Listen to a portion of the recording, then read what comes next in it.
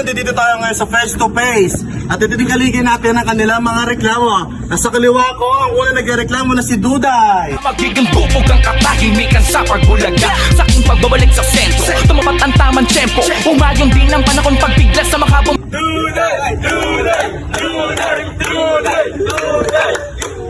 At ngayon, ipapakilala ko naman ang aking nasa kanan na si Felicia.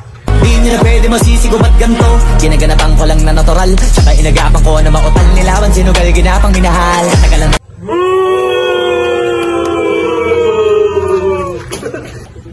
At ngayon, i-interviewin natin ang nagre-reklamo ng dahil sa talong na si Duda!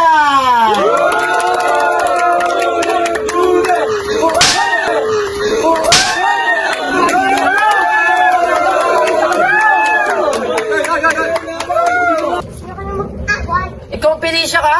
Sa dami-dami lalaki, aagahan mo pa asawa ko? Ayaw mo maligo! At ngayon, ikaw nire-reklamo. Ano naman masasabi mo kay Duday?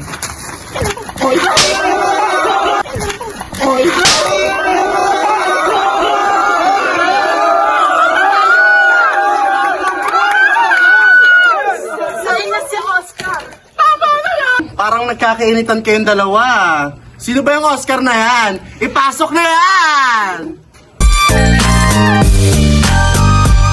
Nasa amin na yung wife, kaya shoot na sa aming 8 ball. Lamang walang wife, pero home lang sa aming.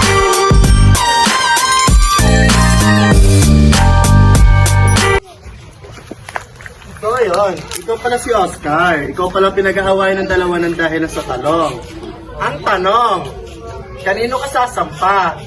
Siyempre, sasumpa ko kay Felicia kasi siya ang mas matimbang sa akin. At bakit naman si Felicia ang iyong napili? Kasi mas magaling si Felicia kaysa kay Duday.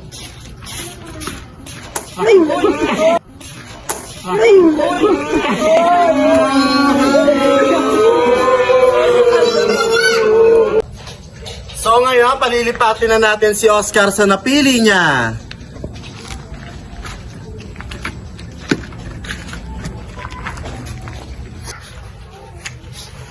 Oscar, nagkulang ba ako sa'yo?